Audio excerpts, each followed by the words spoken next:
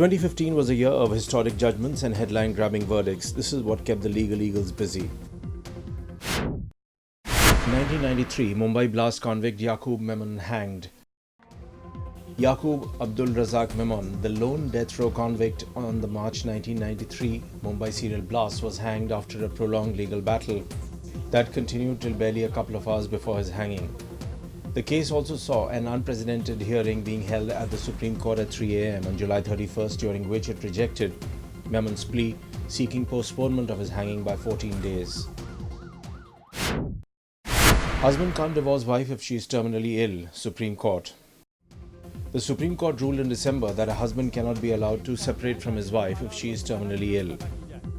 The apex court said the couple cannot be granted divorce even under mutual consent if the woman partner is terminally ill. Woman can seek Stridhan back if marriage not dissolved, Supreme Court. In another important ruling, the Supreme Court said that a woman can always seek her Stridhan back from her husband and his family members even if the marriage has not been dissolved by a judicial decree of divorce. Stridhan is movable or immovable assets received during the lifetime by a woman either prior to marriage or at the time of marriage or at childbirth. Daughters cannot inherit ancestral property if father died before 2005, Supreme Court. The Supreme Court also said that a daughter's right to ancestral property does not arise if the father died before the amendment to Hindu law came into force in 2005. The apex court held that amended provisions of the Hindu Succession Amendment Act 2005 do not have retrospective effect. Live-in relationship neither a crime nor a sin, Supreme Court. Live-in relationship is neither a crime nor a sin, the Supreme Court held in November while asking Parliament to frame a law for protection of women in such relationship and children born out of it. The apex court said, unfortunately, there is no express statutory provision to regulate live-in relationships upon termination, as these relationships are not in the nature of marriage and not recognized by law. Aadhaar card not mandatory, says Supreme Court. The Supreme Court in the month of August ruled that Aadhaar card is not mandatory for the citizens. A constitution bench of the Supreme Court further instructed the centre to publicize the decision widely. The constitution bench ruled that Aadhaar card will remain optional for availing various welfare schemes of the government except for PDS and LPG distribution system.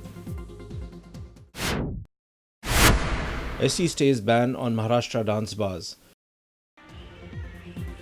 Providing relief to dance bars, the Supreme Court stayed operation of 2014 amendment in the Maharashtra Police Act that banned dance performances at bars and some other places. SC opposed free speech on internet, scraps Section 66A of IT Act. In a landmark ruling, the Supreme Court in March quashed allowing arrests for objectionable content online.